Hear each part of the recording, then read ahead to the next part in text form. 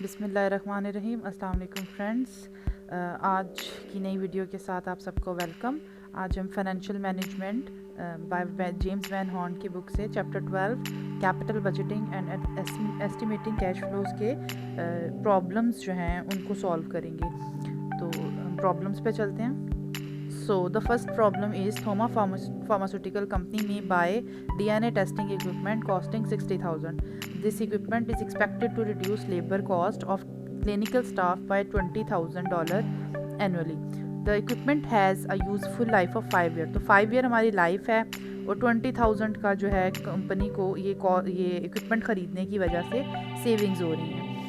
3 year property class for cost recovery depreciation purpose. तो जो हम इस पर डेप्रिसिएशन चार्ज करेंगे वो MACRS मेथड की 3 year प्रॉपर्टी क्लास होगी and no salvage value is expected at the end. The corporate tax return for Thoma combined federal and state is 38%। तो टैक्स रेट 38% है and it's required rate of return is 15%। If profits after tax on project are negative in any year, the firm will offset the loss against the other firm's income for that year। तो ये हमारा offset हो जाएगा loss. अगर किसी एक साल में लॉस आता है तो दूसरी कंपनी की जो इनकम है उसके साथ ये ऑफसेट हो जाएगा। On the basis of this information what are the relevant cash flows. तो कैश फ्लोज कैलकुलेट करनी है तो हम अपने फॉर्मेट पे चलते हैं।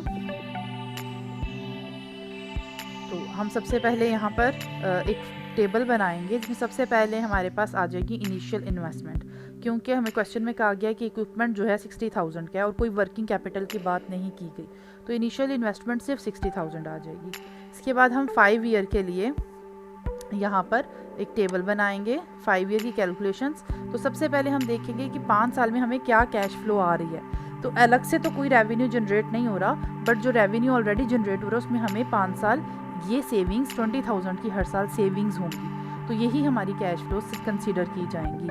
इसके बाद जो है हम इसमें से डेप्रिसिएशन लेस करेंगे जो इस एसेट पे हमें चार्ज होगी। डेप्रिसिएशन उन्होंने कहा है कि 3 ईयर प्रॉपर्टी क्लास की होगी, तो फर्स्ट ईयर में 33.33% ऑन 60,000, सेकेंड ईयर में 44.45%, थर्ड ईयर में 14.81 एंड फोर्थ ईयर में 7.41% की जो डेप्रिसिएशन है वो हम चार्ज करेंगे, कंपनी चार्ज करेंगे। सो उसके मुताबिक हमारी ये डेप्रिसिएशन वैल्यूज़ यहाँ पे आ गई। क्योंकि फिफ्थ ईयर तो है हमारे पास ये एसेट, बट इसकी फिफ्थ ईयर में इस मेथड के मुताबिक कोई डेप्रिसिएशन रेट नहीं है, तो यहाँ पे डेप्रिसिएशन 0 हो जाएगी, क्योंकि यहाँ पे जो 60,000 का जो एसेट है वो पूरी की पूरी तरह से डेप्रिसिएट हो चुका है 4 साल में। एनी हाउ नेक्स्ट स्टेप के ऊपर हम इन दोनों वैल्यूज़ को यहाँ से माइनस करेंगे, सेविंग्स में से डेप्रिसिएशन को माइनस करेंगे, तो हमारे पास आ जाएगा प्रॉफिट आफ्टर टैक्स। ऑब्वियसली 20,000 में से 19,998 माइनस करेंगे तो 2 आ जाएगा, और सेकेंड ईयर में हमारे पास लॉस आ रहा है और बाकी 3 ईयर में प्रॉफिट पॉजिटिव अमाउंट्स आ रही हैं। इसके बाद अभी प्रॉफिट आफ्टर टैक्स निकालने के लिए हमें यहाँ से टैक्स रेट जो है वो लेस करना पड़ेगा। तो टैक्स रेट हमारा 38% है। हमारे पास जो प्रॉफिट बिफोर टैक्स है हम इसका 38% लेंगे। 2 का 38% इक्वल टू 0 पॉइंट समथिंग है, तो हम राउंड ऑफ करके उसे 1 ले लेते हैं। फिर हर एक का हमने यहाँ पे 38% जो है हर प्रॉफिट बिफोर टैक्स का 38% ले लिया है। जब ये ले लिया है तो हमारे पास आज कैलकुलेट हो जाएगा profit after tax. Profit after tax इसमें से ये माइनस करेंगे तो प्रॉफिट आफ्टर टैक्स आ जाएगा। जब प्रॉफिट आफ्टर टैक्स आ जाएगा तो ये जो डेप्रिसिएशन है ये नॉन कैश एक्सपेंस है। यहाँ पर जब प्रॉफिट आफ्टर टैक्स आएगा हम वापस इसे ऐड बैक कर देंगे, दोबारा से इसको यहाँ पे प्लस कर देंगे। तो जब हम इसको यहाँ प्लस करेंगे तो हमारे पास जो है वो कैश फ्लोज आ जाएंगी। These are the incremental cash flows जो हमें इस प्रोजेक्ट की वजह से रिसीव होंगी। तो बेसिकली ये हमारी कैश फ्लोज हैं। नेक्स्ट क्वेश्चन पे मूव करते हैं। That is in problem 1 suppose that 6% inflation in savings from labour cost is expected to over the last 4 years. कह रहे हैं आप ये ज्यूम करें कि प्रॉब्लम नंबर 1 ही है, बट मार्केट में जो इन्फ्लेशन रेट है वो 6% है। तो जैसे से इन्फ्लेशन इंक्रीज़ करेगी हमारा ये जो लेबर कॉस्ट जो बच रही है इसकी भी रेट, सेविंग का रेट भी इंक्रीज़ कर जाएगा। So that saving in first year are 20,000, in the second year 21,200 and so forth. तो हम 6% से इंक्रीमेंट लेके आएंगे। On the basis of this information what are the relevant cash flow. तो पहली बात तो इस सिनेरियो में क्या रेलिवेंट कैश फ्लो होंगी हम ये देखेंगे।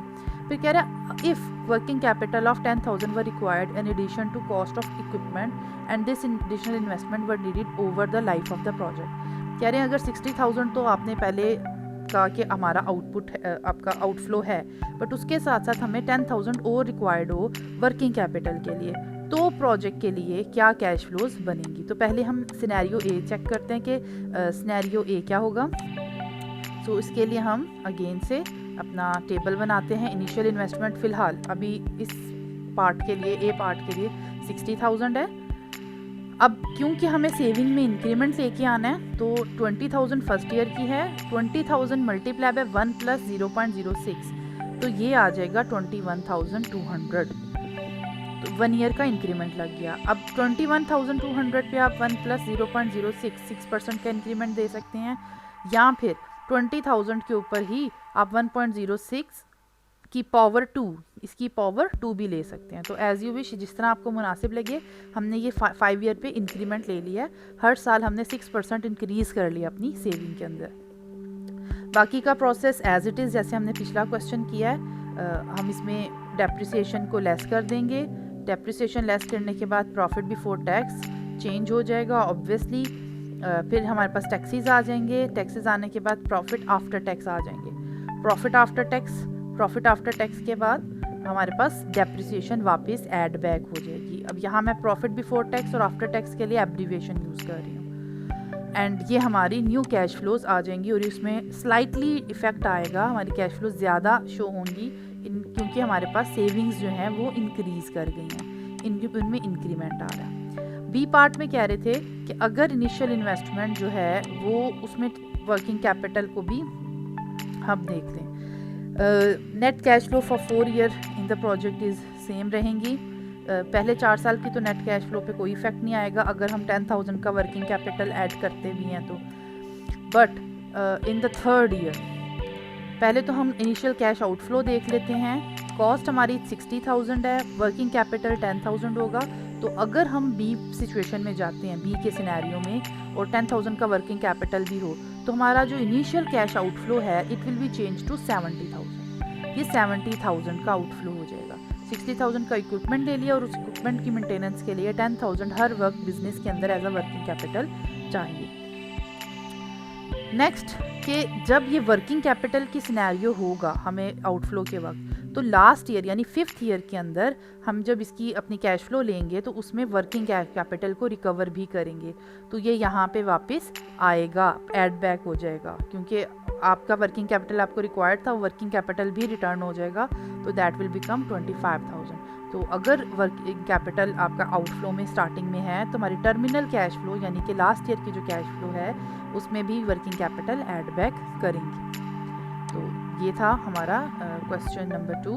क्वेश्चन नंबर 3 पे मूव करते हैं। Question number 3 is the city saint George must replace a number of its concrete mixer trucks with new truck.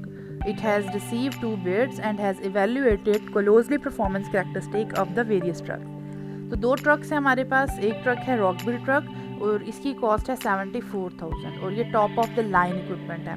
इस ट्रक की जो लाइफ है वो 8 ईयर्स की एज्यूम है।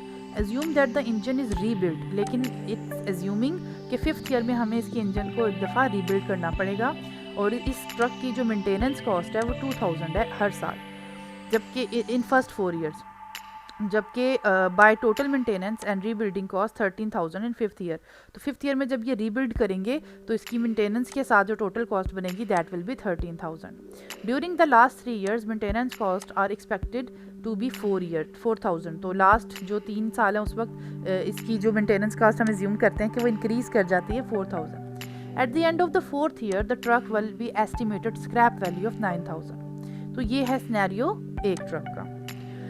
Second truck a bid from bulldog trucks incorporation is for 59,000 a truck. तो इस company ने एक ट्रक की दी है 59,000। इस ट्रक की जो मेंटेनेंस कॉस्ट है it's little bit higher and in the first year they are expected to be 3000 and this amount is expected to increase $1500 a year through 8th year.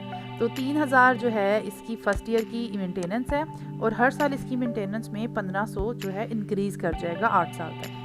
4th year में truck will be rebuilt, इसको rebuild करने की ज़रूरत पड़ेगी और cost of company जो होगी, जो कंपनी को इसकी कॉस्ट आएगी 15,000 आएगी and addition to maintenance cost, और इसी में मेंटेनेंस कॉस्ट भी है। At the end of 8th year the bulldog truck will estimated scrap value of 5,000। तो अगर ये ट्रक 8th ईयर पे सेल होगा तो 5,000 का सेल होगा। The scenario is what are the relevant cash flow related to the trucks of each bidder, ignore tax consideration because the city Joe's pays no truck taxes. तो taxes को हम ignore करते हैं for the time being और इनकी cash flows check करते हैं। B में कह रहे हैं using the figures determined in part A what are the cash flow savings each year that can be obtained by going with more expensive truck rather than less expensive one, that is calculated periodic cash flows difference between the two cash flow stream। तो कह रहे हैं net cost saving कितनी आएगी दोनों trucks में, उसको भी कैलकुलेट करें, उनकी सेविंग्स को कंपेयर करें। तो हम क्या करेंगे, एक टेबल क्रिएट करते हैं 8 ईयर तक की, क्योंकि दोनों की लाइफ 8 ईयर है, 8 ईयर तक का एक टेबल क्रिएट करते हैं। और क्योंकि तो इन दिस सिनेरियो हम क्या करेंगे, हम 8 ईयर्स का अपना कैश आउटफ्लो बनाएंगे और दोनों जो हमारे पास ट्रक्स हैं उनकी क्या कैश आउटफ्लोज हमें देनी पड़ रही हैं हर साल, उसको इवैल्यूएट करते हैं। तो अकॉर्डिंग टू जो क्वेश्चन हमें जो इन्फॉर्मेशन दी गई है 0 पीरियड, यानी आज रॉकबिल ट्रक के लिए हमें 74,000 पे करना पड़ेगा और पहले 4 साल उसकी जो मेंटेनेंस कॉस्ट है वो 2,000 जो है हर साल पे जाएगी। तो ये 2,000 भी हमारा लेस होगा, आउटफ्लो है। 5th ईयर में कह रहे हैं कि ट्रक की जो रीबिल्डिंग है that will B of 13,000 in 5th year. इसके अंदर जो है उसकी मेंटेनेंस कॉस्ट भी इंक्लूड है। तो 13,000 यहाँ पे उसकी आ गई, 5th आउटफ्लो आ गया हमारे पास 5th ईयर का। नेक्स्ट 2 ईयर्स के लिए कह रहे हैं हमारे पास, बल्कि 3 ईयर के लिए जो आउटफ्लो है वो 4,000 होगा। लेकिन जब 8th ईयर आएगा तो ये ट्रक की 4,000 हमने मेंटेनेंस कॉस्ट तो दी, बट ये ट्रक 9,000 में सेल आउट हो जाएगा स्क्रैप वैल्यू पे।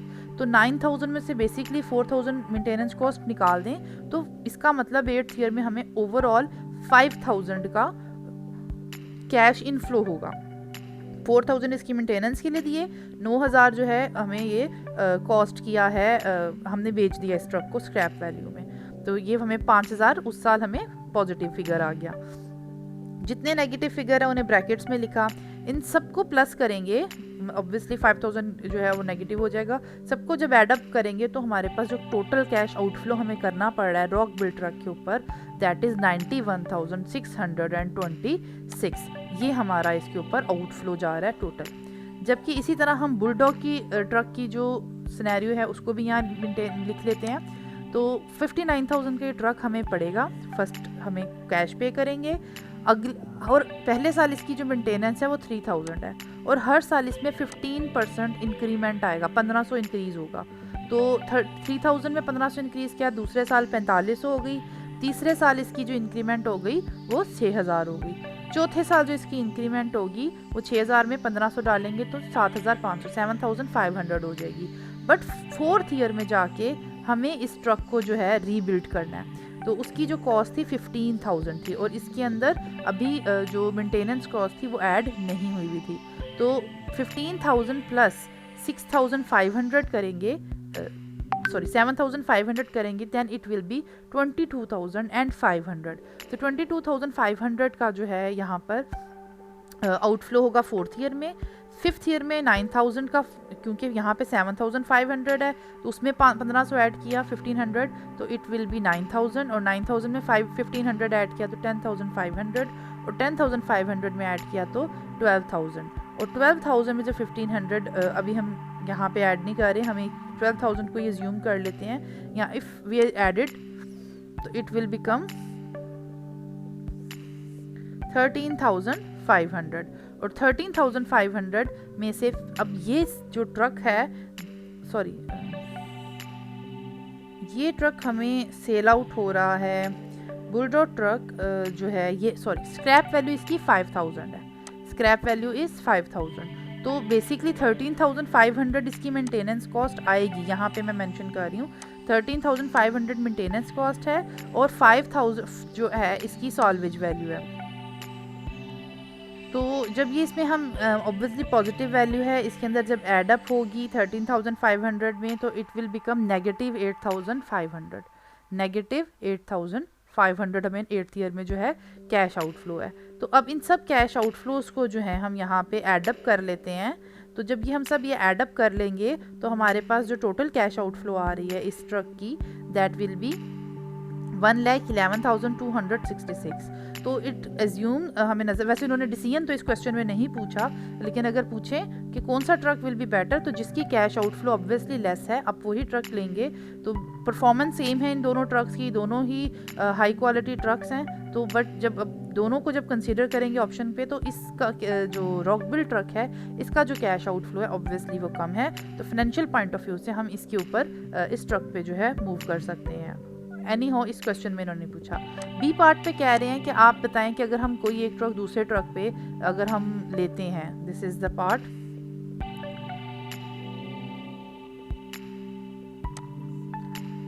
Using the figure in part A, what are the cash flow saving, क्या आप कैश फ्लो सेविंग करेंगे अगर आप जो है going with more expensive truck rather than less expensive, जो भी लेस एक्सपेंसिव अगर आप लेते हैं और उसके ऊपर अगर आप दूसरे को तरजीह दे रहे हैं तो क्या सेविंग्स हमारी हो रही हैं। तो हम यहाँ पे सेविंग्स भी जो है वो कैलकुलेट कर लेंगे। दैट इज़ कि अगर 74,000 हमें ज़्यादा पे करना पड़ रहा है रॉक बिल्ड के ऊपर और 59,000 हमें कम पे करना पड़ रहा है, तो 74,000 जो है हमें 15,000 का डिफरेंस आ रहा है यहाँ पर। तो 15,000 का डिफरेंस है और वो नेगेटिव के अंदर है, माइनस के अंदर है, क्योंकि हमें अगर हम इस ट्रक को हम बाय कर रहे हैं क्योंकि चीपेस्ट ट्रक यही है, अगर हम ये ट्रक बाय कर रहे हैं तो हमें इधर ये ज़्यादा पे करने पड़े 15,000। सेकंड, जब इनकी मेंटेनेंस कॉस्ट पर ईयर में देखें तो 1,000 कम है, यहाँ पे दूसरे साल में 2,500 इसकी वजह से हमें कम पे करना पड़ रहा है। थर्ड ईयर में यहाँ पे 4,000 कम पे करना पड़ रहा है। जो फोर्थ ईयर है यहाँ पे 20,500 बच रहा है।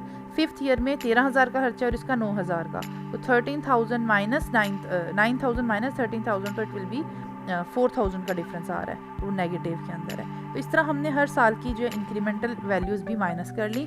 तो हमें बेसिकली अगर हम रॉक बिल्ड ट्रक बाय करते हैं तो 19,637 डॉलर की सेविंग्स होती हैं बुलडॉग ट्रक की निस्बत। तो ये हमारी सेविंग्स आ रही हैं, हम पर ईयर सेविंग जो है ऐसे कैलकुलेट कर सकते हैं।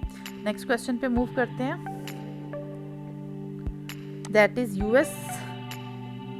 Question number 4, US Bilvet is contemplating the purchase of a more advanced Bilvet extrusion machine to replace the machine currently being used in its production process.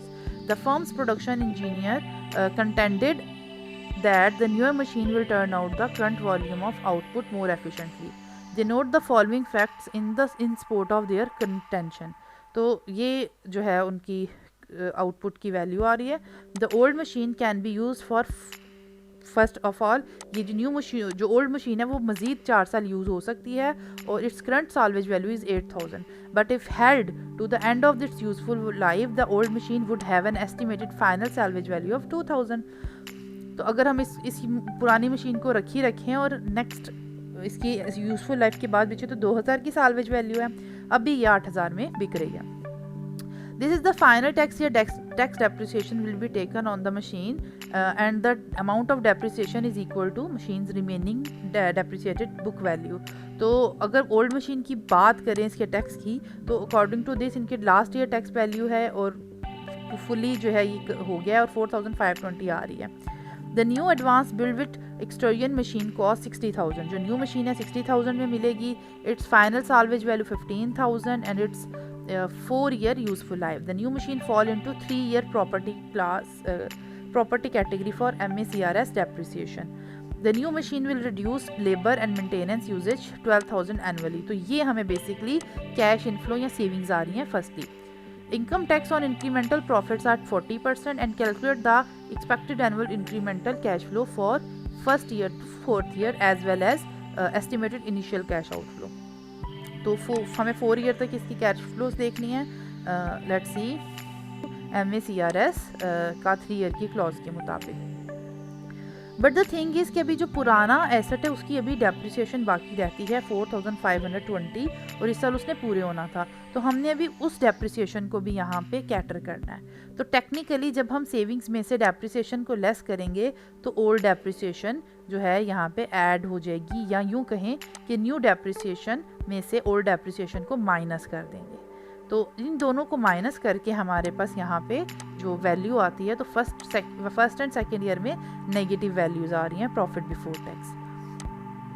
Third year में हम 40% tax rate लेंगे, tax rate लेने के profit before tax पे। उसके बाद हम profit after tax calculate करेंगे इन दोनों को माइनस करके, और जो डेप्रिसिएशन है यहाँ पे बेसिकली जो न्यू डेप्रिसिएशन है उसमें से ओल्ड डेप्रिसिएशन को यहाँ पे माइनस करके दोबारा ऐड बैक करना है। बेसिक ये इफेक्ट है। और उसके बाद कैश फ्लोज हमारे पास अगेन आ जाएंगी। जब कैश फ्लोज आ जाएंगी देन वी कैन कैलकुलेट। अब हम यहाँ पे थोड़ा सा एक इम्पॉर्टेंट पॉइंट डिस्कस कर लेते हैं कि हम जब एसेट रिप्लेस करते हैं तो एसेट रिप्लेस करने की वजह से हमें कुछ सॉल्वेज वैल्यू के ऊपर इंक्रीमेंट मिल रहा है, दैट इज़ 13,000। और उस 13,000 के ऊपर हम टैक्स रेट कैलकुलेट करेंगे और यहाँ पे जो है शो करेंगे। तो हमें कॉस्ट जो न्यू मशीन की कॉस्ट है वो दैट इज़ 16,000, और जब रिप्लेस करेंगे तो पुरानी मशीन की जो साल्वेज वैल्यू है वो यहाँ से लेस कर देंगे, दैट इज़ 8,000। ये 8,000 इसकी साल्वेज वैल्यू थी, वो हमने माइनस कर दी नेट इफेक्ट के लिए। प्लस हमने इसमें ऐड कर देना है टैक्स। हमें इस सेल ओल्ड मशीन को सेल करने की वजह से जो टैक्स पे करना पड़ रहा है दैट इज़ 8,000 की सेल हो रही है, और उस पर 4,520 की डेप्रिसिएशन अभी तक माइनस नहीं हुई, तो वो माइनस करेंगे 8,000 में से। जो अमाउंट आएगी 4,000 और 3,000 समथिंग, उस पर 40% टैक्स देंगे, तो दैट इज़ 1,392। और 60,000 में जो साल्वेज वैल्यू वो माइनस करेंगी और जो टैक्स है वो ऐड करेंगे, जो हमें पुरानी मशीन की वजह से पे करना पड़ रहा है उसको सेल करने पे। तो वो ऐड करने के बाद इनिशियल कैश आउटफ्लो जो हमारे पास आ जाएगा दैट विल बी 53,392। तो इसका मतलब जब एसेट को रिप्लेस करते हैं तो दो इफेक्ट्स हमारे पास आते हैं, एक तो डेप्रिसिएशन का, दूसरा साल्वेज वैल्यू के ऊपर इफेक्ट आता है। नेक्स्ट क्वेश्चन पे मूव करते हैं।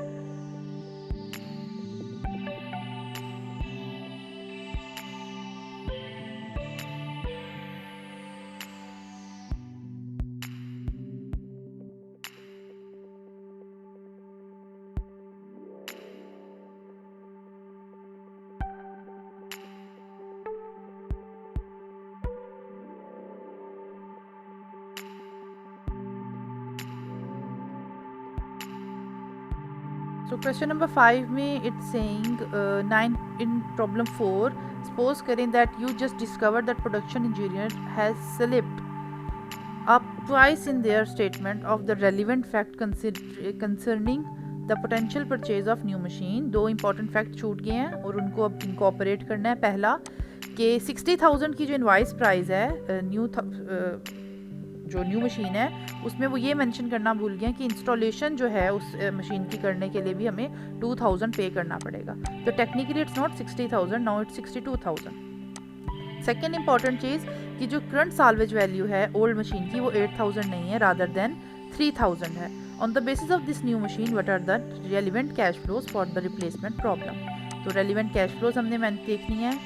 क्वेश्चन हमारा वही है, उसमें थोड़ी बहुत चेंजेस हैं। लेट्स सी, हमारे पास सेविंग्स है 12,000 और उसमें ओल्ड जो न्यू डेप्रिसिएशन है हम वो लिखेंगे, और इसके अंदर ओल्ड डेप्रिसिएशन जो है वो 4,520। अब यहाँ पे देखें क्योंकि हमारी कैश आउटफ्लो चेंज हुआ है 62,000 पे चला गया, तो हमारी डेप्रिसिएशन भी यहाँ पर जो है क्योंकि कॉस्ट ऑफ एसेट चेंज हुई है तो ये भी चेंज हो गई है। अब ओल्ड डेप्रिसिएशन भी आ गई। ओल्ड डेप्रिसिएशन के बाद प्रॉफिट बिफोर टैक्स आ गया, और जब प्रॉफिट बिफोर टैक्स आ गया तो इसमें 40% का टैक्स माइनस कर लेंगे। उसके बाद हमारे पास आ जाएगा profit after tax, and then हम डेप्रिसिएशन को यहाँ पे ऐड बैक कर देंगे। ऐड बैक करने के बाद हमारे पास कुछ कैश फ्लोज आ जाएंगी, बट क्योंकि रिप्लेसमेंट का इशू है हमारे पास incremental cash terminal cash flow है उसके अंदर हम साल्वेज वैल्यू पे जो इंक्रीमेंटल साल्वेज वैल्यू है वो यहाँ मेंशन करेंगे। तो incremental salvage value is 15,000 minus 2,000 टेस्ट इफेक्ट को लेस करेंगे और 7,800 इफेक्ट यहाँ पे शो करेंगे। तो हमारे पास बेसिकली ये कैश फ्लोज इस एसेट की जनरेट हो जाएंगी। तो लास्ट ईयर की कैश फ्लो पे और माइनर सा इफेक्ट हर एवरी ईयर की कैश फ्लो पे आया। नेक्स्ट इस सिनेरियो में हमारे पास कैश आउटफ्लो कितना आ रहा है वो देख लेते हैं। That will B cost of new machine obviously 60,000 है हमारे पास, और यहाँ हम 60 ही लेंगे, 2,000 इंस्टॉलेशन चार्जेस नहीं लेंगे। ऑब्वियसली कॉस्ट 262 जो बेसिकली इंस्टॉलेशन चार्जेस के साथ जाता है ऐड होगा, बट यहाँ पे जब हम आउटफ्लो लेंगे पुरानी मशीन के साथ तो 60 के साथ करेंगे। 60,000 साल्वेज वैल्यू जो है ओल्ड की वो 3,000 है, वो हम यहाँ से लेस कर देंगे, और जो टैक्स इफेक्ट आ रहा है वो 3,000 का यहाँ पे इफेक्ट देकर उससे हम 600 का इफेक्ट टैक्स आ रहा है और लेस करके हमारे पास 56,400 का बेसिकली कैश आउटफ्लो हो रहा है। इस कैश आउटफ्लो को लेके आएंगे और यहाँ पे इस चैप्टर का जो चैप्टर है वो हमारा कंप्लीट होता है। Thank you for watching the video. Please share this video with your friends and colleagues and your classmates. Thank you so much. Next video में इंशाल्लाह मुलाकात होगी। अल्लाह हाफ़िज़।